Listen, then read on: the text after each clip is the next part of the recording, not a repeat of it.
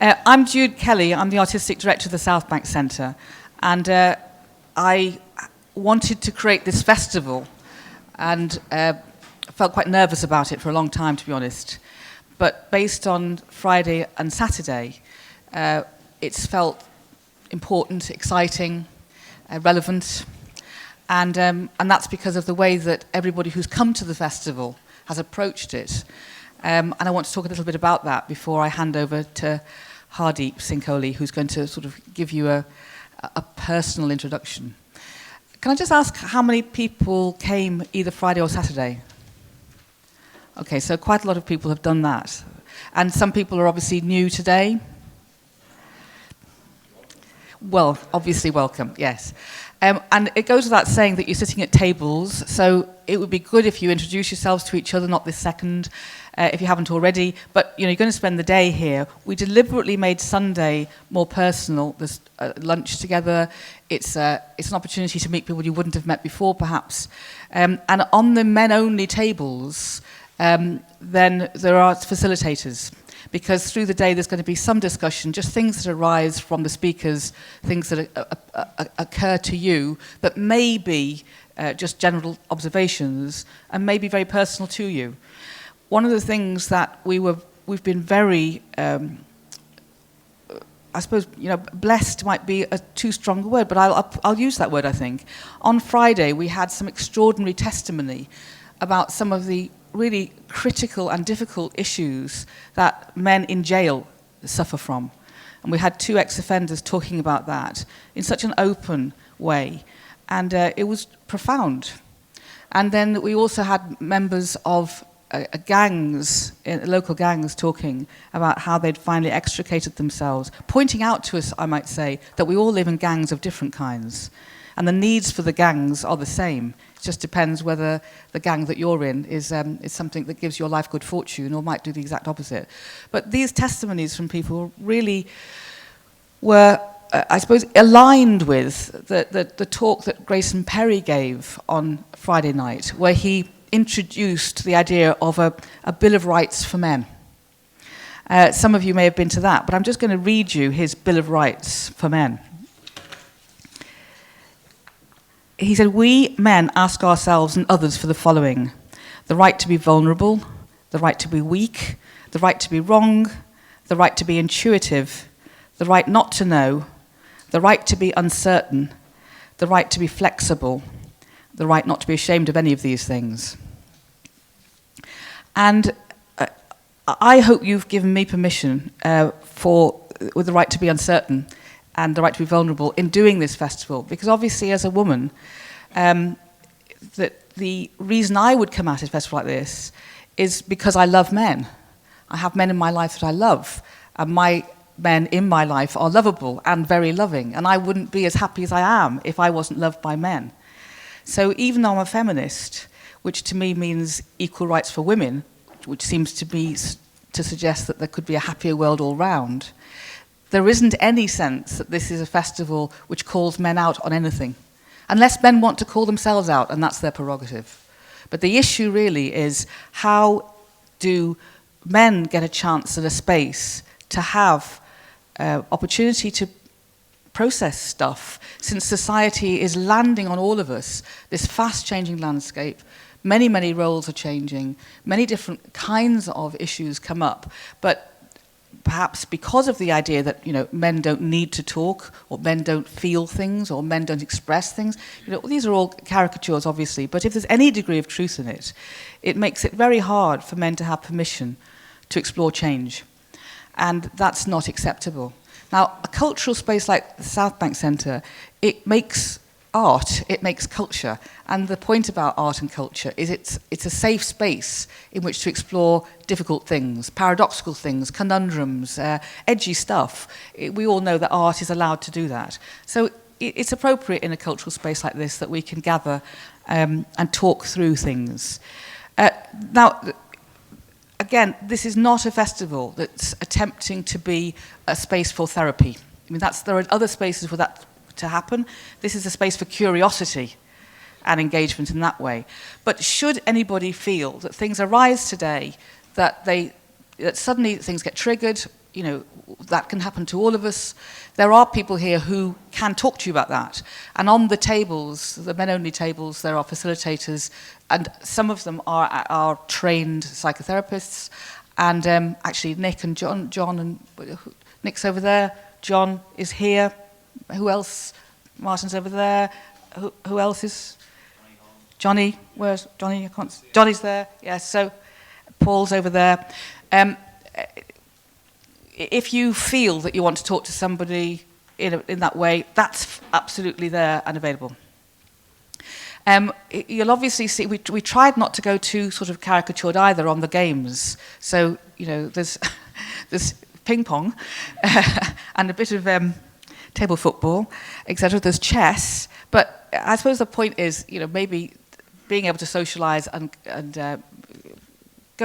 go side by side with somebody that you might want to talk about stuff with. It's there at lunchtime and coffee breaks if you want to do that. Other things, just in kind of housekeeping stuff, really, is that the Chaps Choir is performing at 6:30 in the Queen Elizabeth Hall front room. And then tonight, we've got Being a Man live with Billy Bragg, Phil Jupiters, Tom Robinson and Akala. 3 of those people are appearing on platforms here today. And I think there are still some tickets left if you suddenly think, actually, I should stay on and celebrate. This is all intended to be a celebration. You know, it's a celebration of the fact that we carry on wanting to be humans and working out what that feels like. If you're sitting on a man-only table by choice, then you can stay there all day. If you suddenly think, actually, I don't really want to sit on the man-only table, you're fine to move. If you're a woman sitting on a man-only table, do move. But you know, this isn't about apartheid. This is just about the fact that sometimes women have had the right to do this for years and years and years and years. And we're all together in one room, but sometimes there are things you want to discuss just with blokes. So they've got a label on. They say men only on the table. So men only tables, one's there. You can see it says on the table. So again, if you want to move, that's absolutely great. Yeah, I think you should. I think if you don't mind women, if you're on a woman only, if you're on a men only table, where's a not a? Here's not a. Here's a mixed group. Here's a mixed bag. Any men want to move to a man only table? Actually, that might make you feel a bit self-conscious by asking you to walk across the room at this moment in time. You're going to go. There's a man only table there. Or there. Put up the men-only table things, right? Anybody, actually, cross the room now, right? If you want to go to a man-only table, and they are fun, I've found. Okay, so as the day goes on, there'll be more opportunities to talk a little. We're obviously already starting late, but we'll catch up as the day goes on. So. I asked Hardeep Singh Kohli if he would come and be part of this Being a Man festival. You'll know him because he's a comedian, a writer, a broadcaster, a thinker, a Scottish nationalist, he tells me. That's correct, isn't it? Yes. And he has had so many award-winning programmes in Search of the Tartan Turban. Hardeep does, The Beginner's Guide to L. Ron Hubbard. And he was runner-up on the first series of Celebrity MasterChef. And yesterday he gave a wonderful talk about cooking. He has a column in Scotland on Sunday. He's written for The Spectator magazine, Observer Women, Times, etc. He really is, I suppose, you know, he's in that territory called national treasure. Hardeep Singh Kohli, thank you.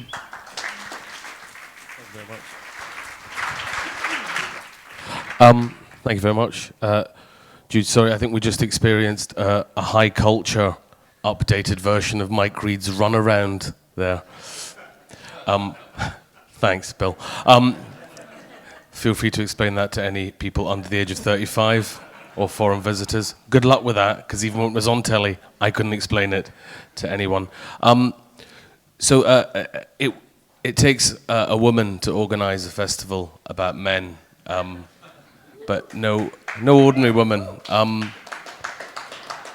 actually, no doubt, Jude may well be getting sick of me saying this, but it is in fact women like her that teach me more about what it is to be a man than anything else. It's interesting. I'm just about to offer you a random series of thoughts. the hope being that you might somehow find a strap to lace them onto to make some sense out of, because God knows that isn't my strongest point. Just things I've noticed, things I've felt that have brought me here. First of all, the thrill of Jude calling me and saying, validating the fact that I thought I was a man. Always a great start. And unfortunately, I'm not one of the men she talked about loving, but hopefully, as our relationship professionally unfolds. It's interesting for me to come from a city like Glasgow and to be a man in quite a macho culture and religion. For those that don't know, the Sikhs were warrior people, continue to be warrior people. And I'm more of a warrior than a warrior myself. Very much from the liberal wing. I mean, I would go to war, but I'd definitely be doing the catering. And so to have, and to grow up in a great political city, a city that was run effectively by incredibly strong women, none of whom had libraries named after them, none of whom had streets named after them, none of whom were decorated and celebrated by the establishment. But nonetheless, one is aware of their touch throughout everything that was achieved in that city. So that counts for my kind of Glaswegianism and my Punjabiism. But also being a minority myself, a nationalist. No, I'm joking. That gets a bigger laugh in Scotland, that joke. I can say that because none of you can prove otherwise. But being a brown fella as well, it always struck me as being really strange that brown men, black men, could continue the inequality based on gender. And it's very easy to stand up and say, do you know, I think men and women are equal, and I think, you know, the world would be a lovelier place. Mine doesn't come out necessarily of a desire to promote someone based on their gender. It's purely kind of economics. If we are shutting off 51% of the population from aiming to find a cure for cancer, to sort out the Middle East, to buy better midfielders for Arsenal, if we are stopping that happening, you know, it's just a matter of numbers. It's not really about gender in that sense. But I've had a few profound kind of moments as I came through it all, because we have exclusively, almost people in the room, which is always great for me. Thank you, brother. And Billy, of course, is an honorary man of colour. Hands up, white people only, if I may. Hands up if you regard yourself to be anti-racist. Yeah, a look of confusion. Why would anyone ask that question? Exactly. Yet, how many men would claim to be feminists? How many men genuinely, in the wider world, would claim to fight for the equality of gender?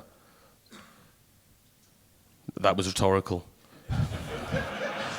I mean, you do know what a rhetorical question is, don't you? Okay, a little bit Radio 3.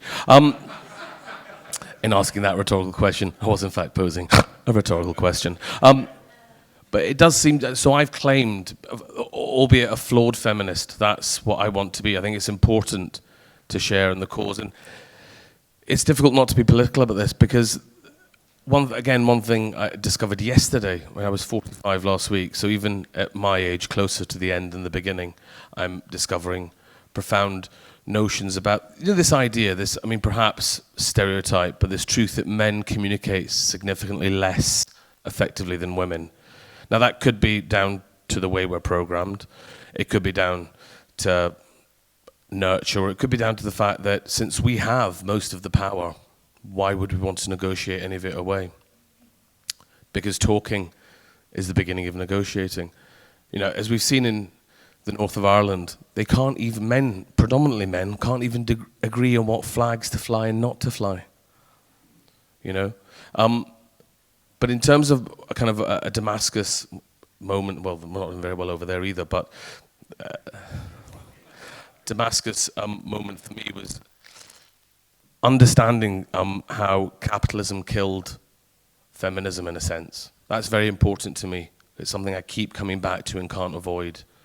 You know, the fact that the free market and capitalism, global capitalism, basically was an extension of the patriarchy that existed when it really took hold, which is why things are so difficult to change and so difficult to see change. And I wish I could be more optimistic because I just don't think I don't think it's enough that women are brilliant.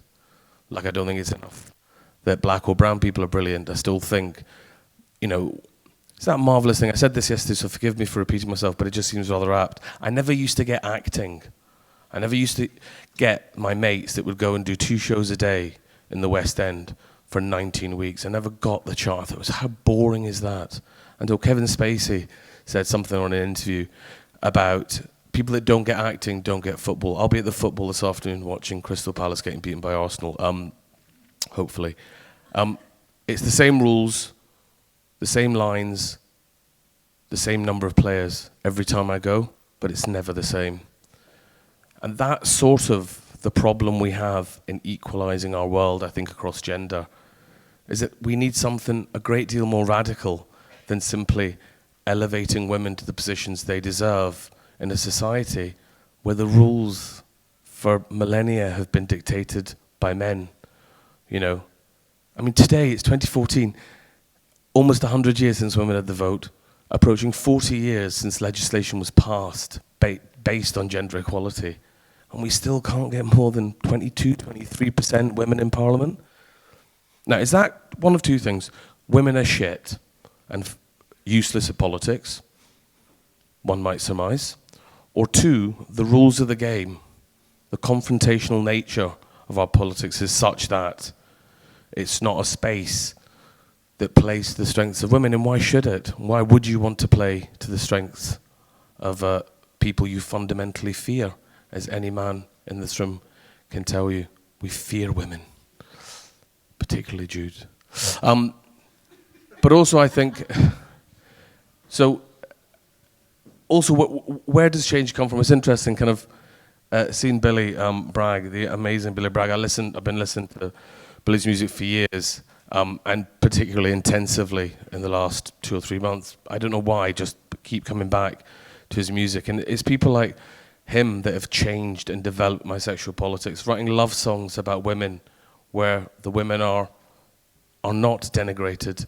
You know, to stand up and, you know, to say, I find that objectification of women unacceptable. There was an amazing talk yesterday about pornography by Morton Daubney. If you get a chance to read anything he's written, it was amazing. One of the most amazing things I've heard in the last few years. There is a trend, some of you may know, amongst young teenage boys who are watching pornography at a rate we could only have imagined when we were kids. And they're now asking their teenage girlfriends to have breast enlargements. Okay. Now, the thought occurred to me, just sitting there waiting to come up, that's horrible.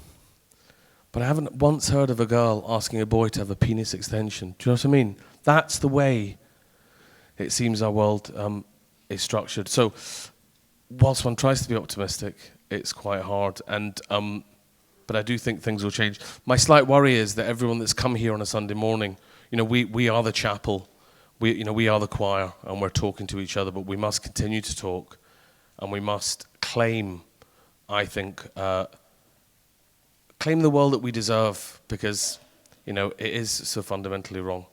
And I just want to leave you with this thought. I'm a bit of a rubbish drinker, right? Which is twice embarrassing because I come from Glasgow, a hard drinking town, and I'm Punjabi. We're a hard drinking people. And the one thing I hate more than anything else is being forced to drink. So I was with my Punjabi family, my Scottish Punjabi family, who I don't like very much, as will become apparent, who said to me, take a drink, and I said no. I said, no, have a whiskey. I said no. And they said, what are you, a puff? And I said, yes. And if I'd have realized at the time the repercussions that would have caused across the family, I would have said it years earlier.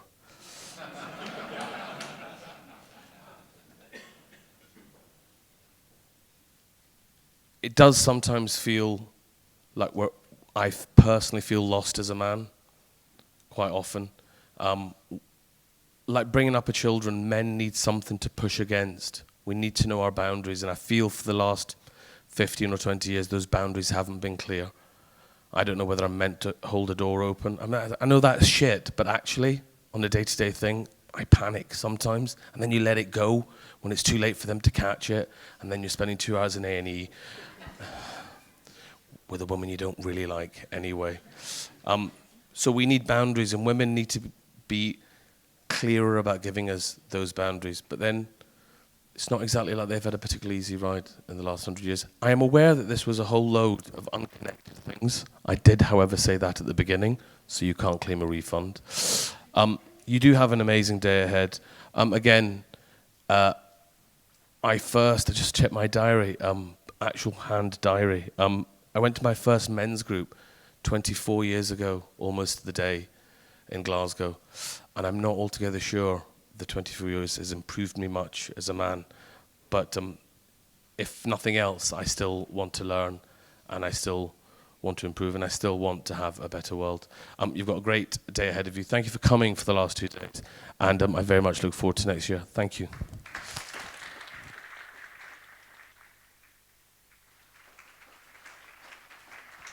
Thank you, Hardeep. So it's just want to say again that obviously this is about men, and it's great that it is about women, but I wouldn't want us to avoid the fact that, I said to somebody yesterday, this shocking statistic, 95% of the prison population are men. And that's something which is sort of, is it to do with feminism? Not sure. The greatest reason for male death between young men of 16 to 33, I think, is male suicide. 15 to 35, male suicide. I mean, that's got to be something to do with men. Those are the things where you think, well, people are in pain, but, what's the solution? Is it talking? Is it freeing oneself up? Is it Grayson Berry's Bill of Human Rights? I don't know. But one of the things that I experienced this summer was going to Burning Man in the Arizona desert and the Nevada desert. And it was the most extraordinary experience. I'm not going to try and discuss why, for me, it was an extraordinary experience, but I immediately asked Larry Harvey if he would come to this festival. Larry was one of the founders of Burning Man. And it's an experience, I think, that is actually... Well, I experienced it as an experiment in how humans could operate if all kinds of boundaries were taken away. And if, in a way, people were forced to improvise from ground up almost as to what companionship and community could look like. He founded Burning Man on a beach in 1986, and it's grown into a project which the festival itself has 65,000 people over a 10-day period. And the extraordinary thing is, at the end of it, one of their premises is leave no trace. And literally, a few weeks later, there is not a sequin or a piece of bark left in the desert. It leaves no trace. And yet the experience for many of the people who've been to Burning Man is very extraordinary. So I asked Larry if he'd come and talk about it, and he then sent me an amazing email, essay almost, about the relationship between him and his son and the influence that's had on his own thinking. So I'm not going to give in advance what he's going to talk about, but I'm so glad that he made the trip to come to talk to us today. Larry Harvey, thank you.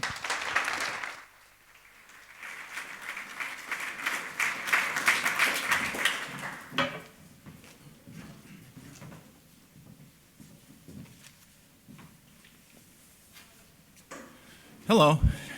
I've got about half an hour to speak, and so I'm going to try to escort you all through 30 years of my own history.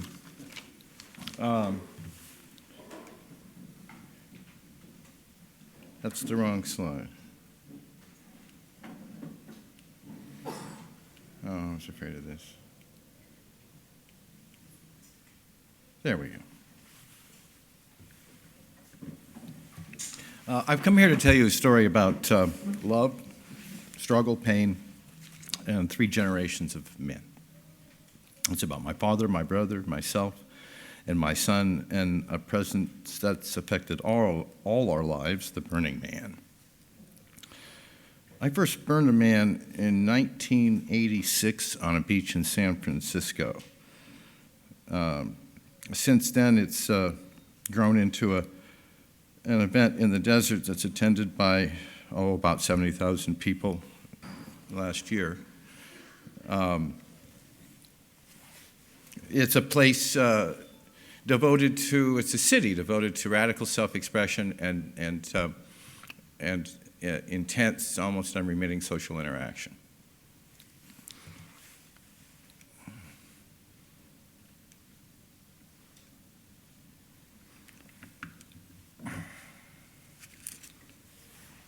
As you can see, Burning Man is a carpentered thing. My father's name was Author, not Arthur, but Author, and rightly so. He is a person who authored himself. He was a carpenter, a relentlessly self-made man. Once his hand slipped on a table saw, shaving off a portion of his finger just above the joint. And he walked back to the house from the shop and taped it back together with dopey black construction tape. And it grew back, but slightly crooked. The family joke, it was bad craftsmanship.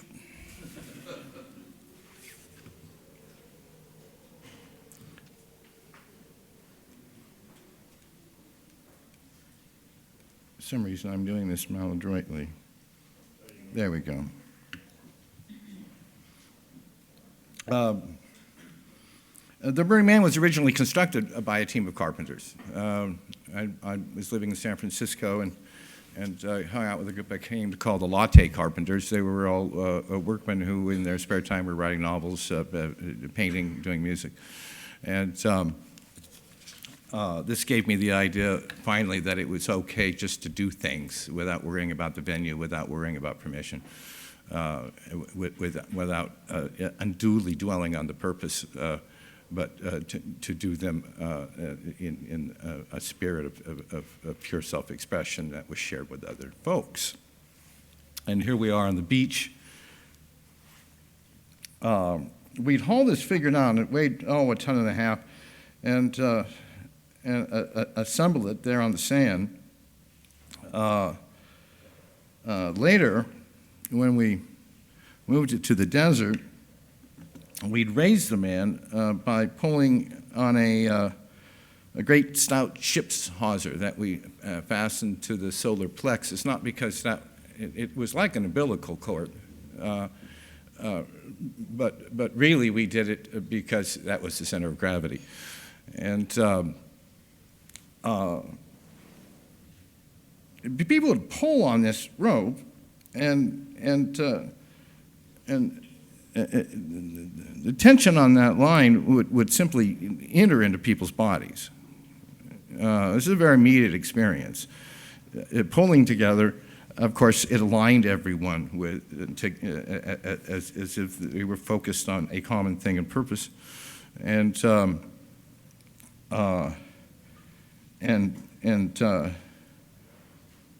the energy would just sing along their spine and align them with themselves.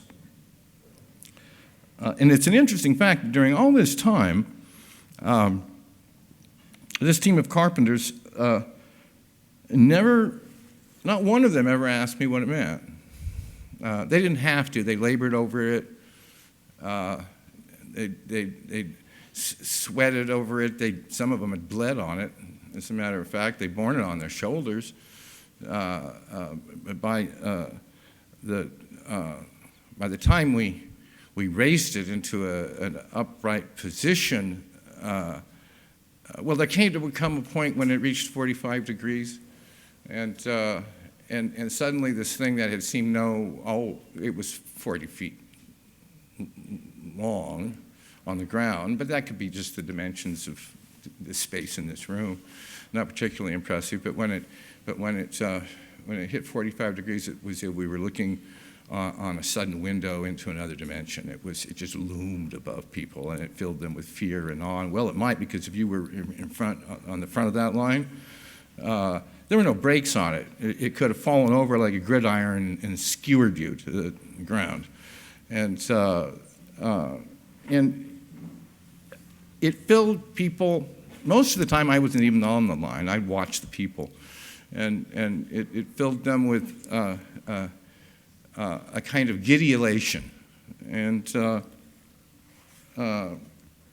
the reason they didn't, it was as if people had merged with it, and in those final moments, as it loomed above us, it was as if it mirrored us all back to one another.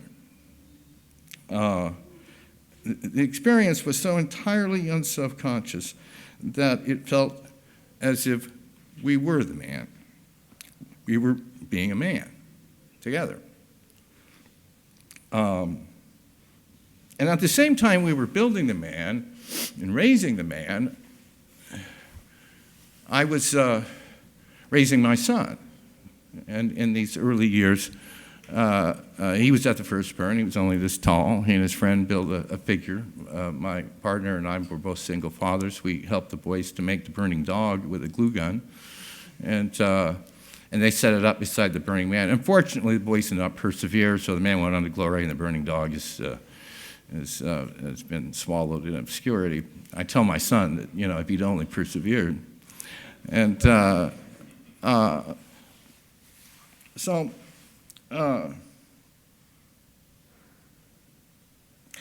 I began to sense, first unconsciously, then consciously. I was reading from the works of a fellow named Heinz Kohli, who said that human beings in their formative years form identities through three experiences, three essential experiences, and I came to believe he was right. One is mirroring. You're mirrored by others. Your identity is not necessarily, regardless of what my father thought, there's no such thing as a self-made person. We gain our identity by fusing with others, by being mirrored by others, and we gain our identity for feelings that we're merging with others, and we gain identity through the experience of fellowship with one person to another, shoulder to shoulder. What we were doing on the beach was very like what I was doing with my son, I finally realized. He would make two incessant requests of me. How many people are parents here? Well, then you probably know when children are tykes, 2 and 3 and 4 and 5, they make two incessant requests of one. The first is pick me up. Does anybody recognize that one? And the second is look at me, constantly, look at me. And well, that's what we were doing on the beach. We're picking up the man and then witnessing it as it rose above us, and then feeling as if it were witnessing us. In fact, this is the face of the man. I designed it at the very time my son I was picking up and watching and looking at my son. I designed the face of the man so it was canted forward so that it would always seem to witness everyone who gathered around it, so they were in communion with it. It wasn't just staring off into some far distant place beyond us. It was there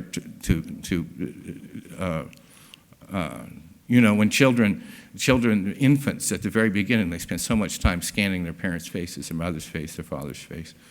And I actually designed this I had the feeling about this when I designed it, that in its triangular constellation, it probably represented the percept that the baby's looking for, 2 eyes and a mouth.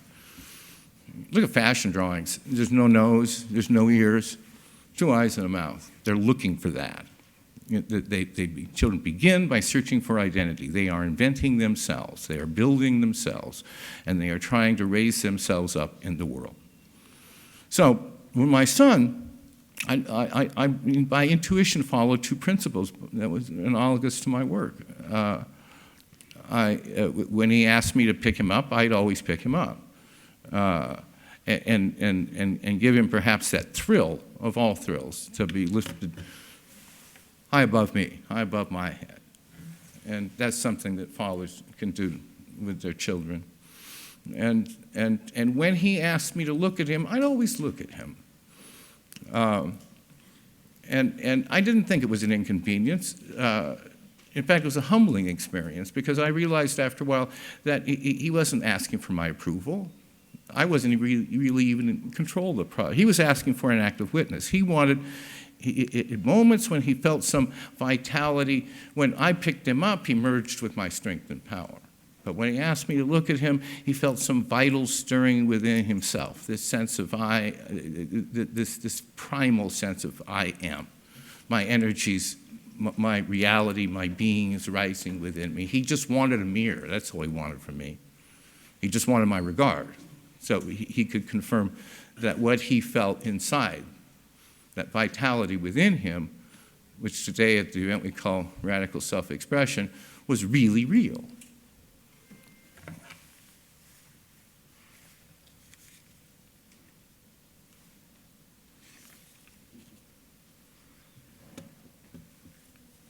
Now I want to read a letter that I wrote to my son. His name is Tristan. In 2006. This was at a time when he was undergoing a great tribulation.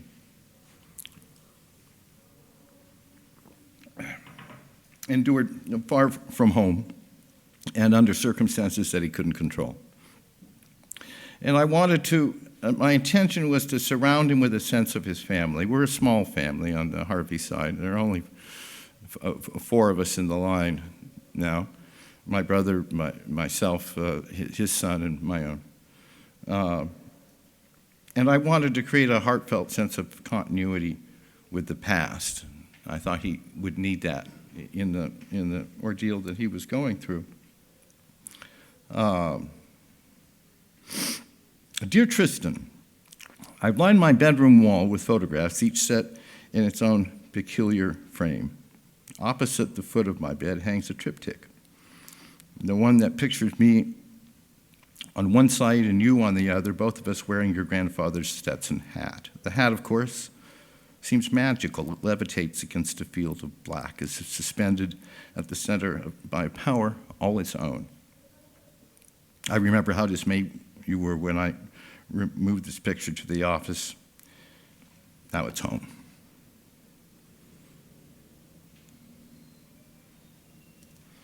Further down the wall, your uncle, I mounted a snapshot of myself and your Uncle Stuart.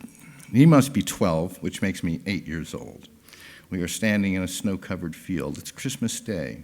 His left arm hugs my shoulders. His right hand is clutching his first camera.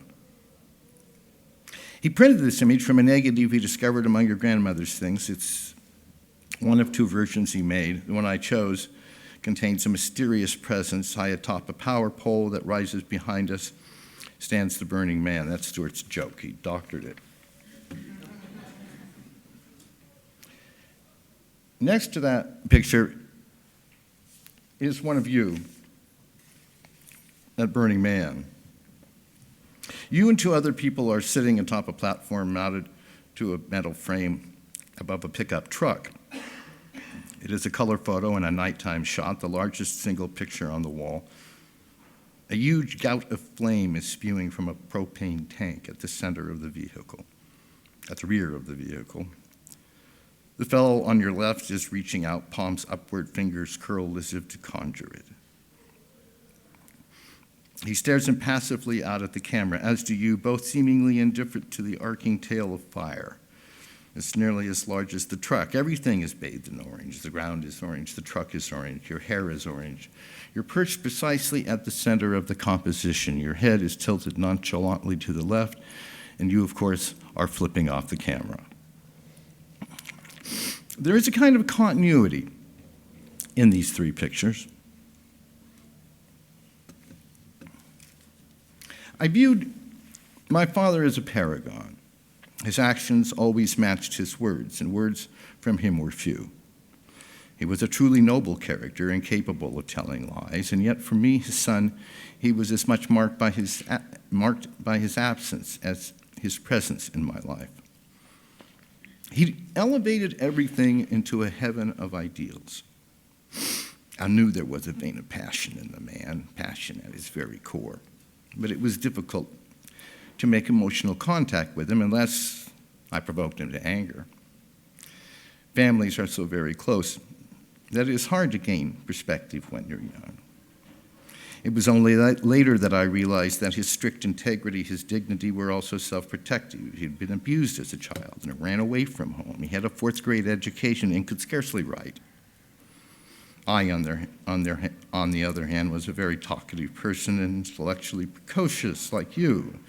And this completely baffled him. Growing up, I used to joke, I felt a little like a foreign exchange student. I remember thinking in my angry adolescence that I resented both my father and my mother because they were apparently so blameless. This is why it meant so much to me in 1990. This was the first year that the man was taken to the desert, as a matter of fact, when you came upon your grandfather's Stetson. You'd found it in a closet in a hat box, and you're the one who told me I should put it on. The hat is pictured in the photo floats. It seems illuminated from within. That year I wore it in the desert, and beneath its brim, I felt as if I'd undergone some kind of inner graduation. I can even recall the exact instant in which this occurred to me. I was walking on the playa, and suddenly it felt as if my stride were straighter and my feet more firmly planted on the ground. My entire body was filled with a new and more resolute kind of assurance. It was as if I were aligning with the hat. I finally felt the core of Dad in me. So fitting, then, that it was you, my loving son, who'd given me permission to assume it. I want you to know, however, that the road that led me to this frisson was the result of a very long effort. This is a family picture taken on another Christmas. My father, the eldest brother, sits at the end of the table. His on the right side, his two brothers, my uncles, are seated. Across from them, their wives. My mother's to the right of my father. And in the foreground, on the left, is my brother. And the odd one is me.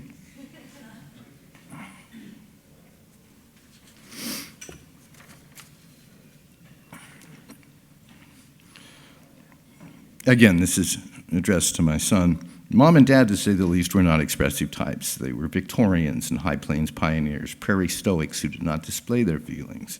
They taught us strict integrity. They taught us autonomy. They taught us to be moral. They taught us, for the sake of fairness, to be kind. But spontaneous empathy, that kind of tender intuition that arrives unbidden to assure you that you're really real, was always an extravagance in short supply. Doesn't that sound British? just asking. Both my brother and I, of course, were adopted. He was actually abandoned in your great-grandmother's rooming house, and both of us were haunted by deep feelings of abandonment.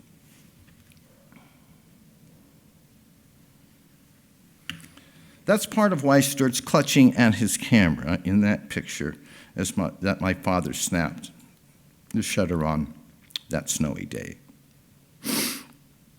He had conceived the idea at the age of 12 of making art, photographs that would be beautiful and perfect, portraits, dreams, and visions of an all-sufficing world.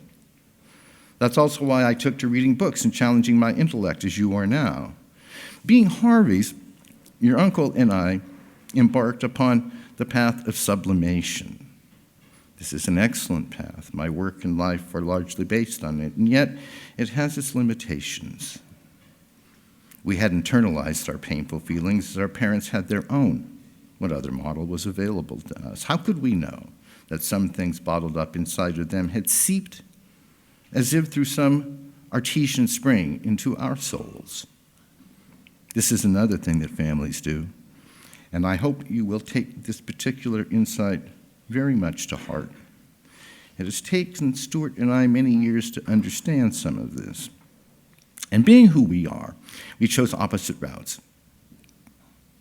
Stuart externalized the mystery. He became a private eye. My brother's a photographer and likes to peep on people's souls.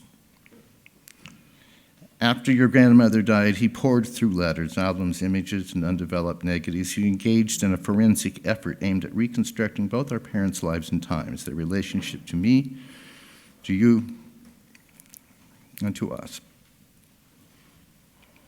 My approach was very different. I internalized it all, then acted out. That was my role in the family. I was the one who would spill everything on the floor. I remember one particular period, shortly after I moved to San Francisco, during which I was painting the interior of an empty house. My employer wanted all white walls, totally unblemished walls. Walls, it was impressed on me, of metaphysical perception.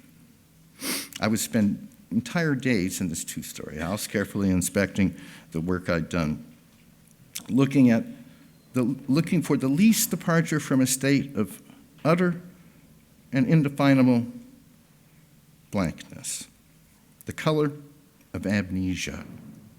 It was like a meditation on what wasn't there. My workday done, I would go upstairs to a room. It was a little room located in the second story, and begin talking to my father, Tristan's grandfather. I'd imagine him there, and I remember speaking to him for hours. I poured out everything I'd ever felt. I reproached him and beseeched him. I felt anger. I shed tears. I think I managed to revisit every single moment when I felt so heart-balked and alone. Not long after this, the job complete, my daily seances came to an end, and I found myself at home one night, sitting in a rocking chair, a book spread open in my lap, when suddenly I felt someone else was in the room, not a person really, but a presence. I don't believe in supernatural things, but ghosts are real. Real apparitions, I have come to feel, are relics of our unlived lives, intimate, intangible, that are what might and could have been, but cannot find a way to be.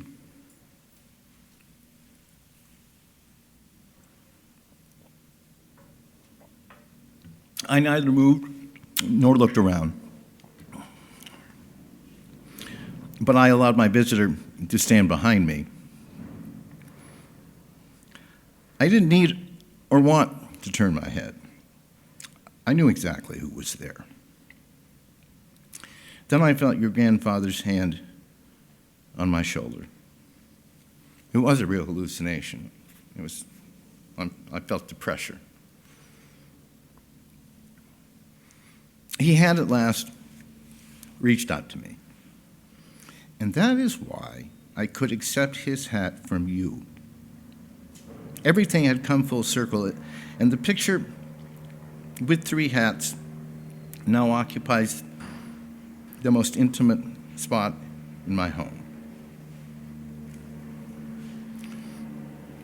Well, that's the end of the letter.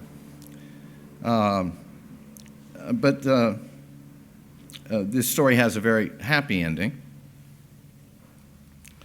4 months ago, in the desert, 2 generations of Harveys were united at Burning Man. At the center, my brother and I, Stuart and myself, are on the sides, leaning in next to our 2 sons, Tristan and Brian. I should mention that Stuart is the photographer who either retrieved or created many of the photos I've shown. Behind us is a sculpture my son created for the event. It was a fountain that sprayed pennies into a pool.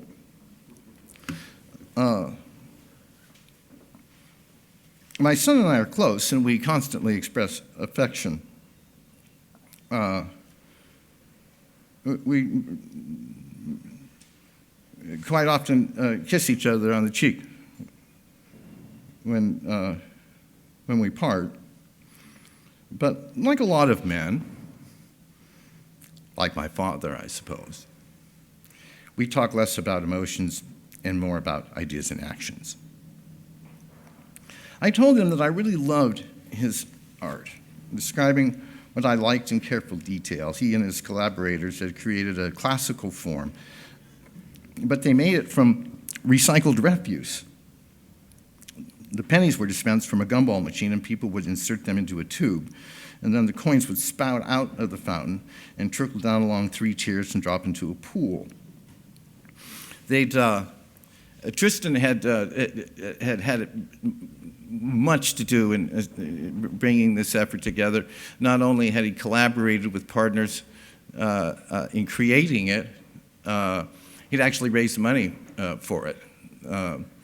He did a fundraiser, first one he'd ever done, and I asked him how it went, and he said, "Well, we broke even, Dad." And I said, "Congratulations." Then one day he was on a boat in the bay, San Francisco Bay, and for some reason had his shirt off, and he's tattooed. He's got tattoos all over his body, and it has a giant photographic rendition of the burning man with all the family members' initials lining the legs, and a businessman that was on the boat saw it, a financial guy, there are a lot of them in San Francisco, and said, it started talking about Burning Man, and then said, well, we want to do something, but we want to help someone who's doing something, make that our contribution. So they arranged to meet, and he and his couple, his 2 collaborators came and sat down and talked to them, and they were very anxious. They'd never done this before, and they had some drawings, but they know they were crude, and so they compensated by talking faster and faster. And Tristan said to me, at a certain point, Dad, I looked over at these guys and I realized they just wanted to give us the money. So I cut it short, and they handed over $1,000 in cash. Came back later, liked what they saw, and gave them another $1,000 in cash. And I must say, I may be known as a visionary, but my promoter's soul was very proud of him for that.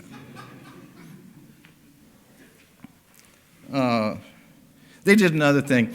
I praised this in detail. From the time that he was little, not only would I pick him up, and not only would I always look at him, but I always would include him in conversations, and whenever and I would talk to him whenever he cared to talk, and I would answer I always answer his questions. I would never let other adults talk over him, because he had poise, he had self-possession, he authentically gained those from a very early time, and he always had something to say, and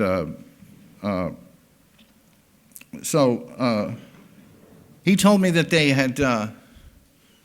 they'd paint a certain number of the coins gold, not real gilt, of course, but gold, and that people would come over, and each of these pennies, of course, represented a heartfelt wish that spouted out, and people would look in the big pool and see the gold ones, and they'd take those, which I thought was funny, and not only that, but they put it in their camp, and they within our city, which is full of themed camps and interactive environments that people make simply to give to other people. And no trade is allowed, no commerce is allowed. There's no mediating marketplace to order relationships. It's a place where gifts are given and received.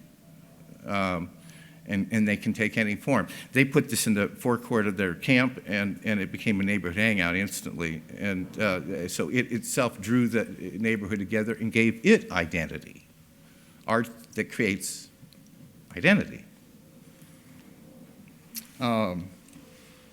So I told him all of this and more. I went through it, and he knows me. I don't lie to him, and I told him in detail what I liked and why I liked it. He knew I wasn't just puffing him with praise. And later that night, we went on a ride out into the open desert in an art car. It was made by a friend of mine in the form of a rocket ship. It was a convertible, and I was sitting in the front seat, and he was sitting right behind me in the back. And as we neared the Burning Man, as it was displayed last year, he leaned forward and put his hand on my shoulder and said, close up to my ear, "You know, that's saucer, Papa? Nice job."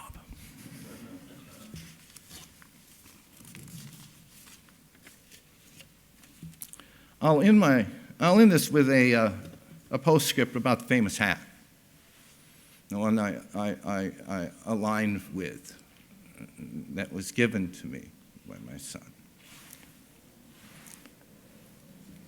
I wore it, or at least facsimiles of it, for 26 years after 1990, and it became indelibly identified with me. Then one day at a hotel room in Berlin 2 years ago, I walked into the adjoining suite of my companion, my dear friend and fellow founder, Marion Goodell, and on a sudden impulse, tossed the hat onto her bed. I said, "You know," I said what first came into my mind, "I don't think I have anything left to prove to my father." And I only wore it one last time. A few months ago, I was addressing a global conference of Burning Man organizers assembled from around the world. And I told them that we wanted them to be leaders.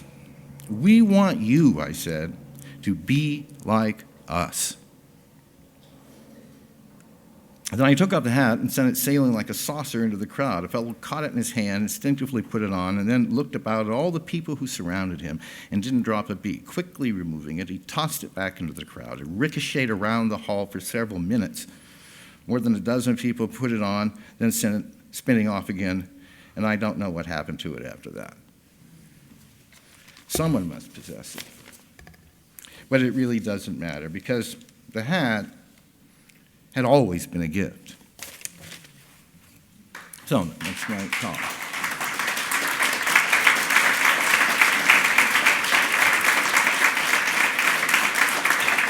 So I think we have a little bit of time for questions and answers. You can ask me anything.